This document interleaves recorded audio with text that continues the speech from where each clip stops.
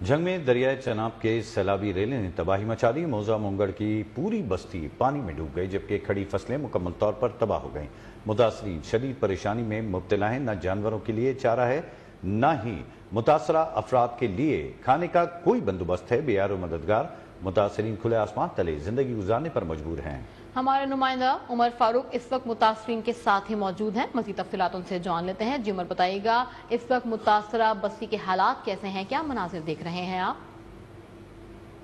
जी बिल्कुल, मैं इस वक्त मौजूद हूँ झांग इलाका मौजा मोंगड़ में, जहाँ दरिया चनाब के बड़े सैलाबी रेले के गुजरने के बावजूद पानी ताहाल कई देहातों और बस्तियों में खड़ा है।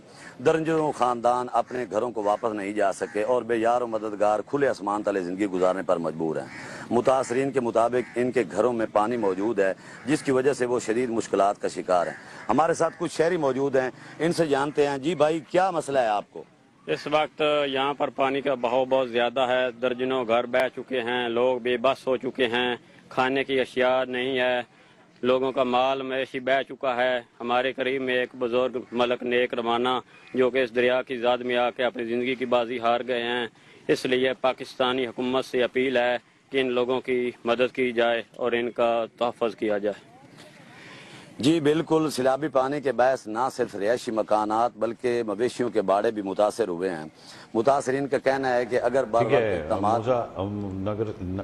मोंगड़ की सूरत हाल आपने आगाह की। उमर फारूक, बहुत शुक्रिया आपका।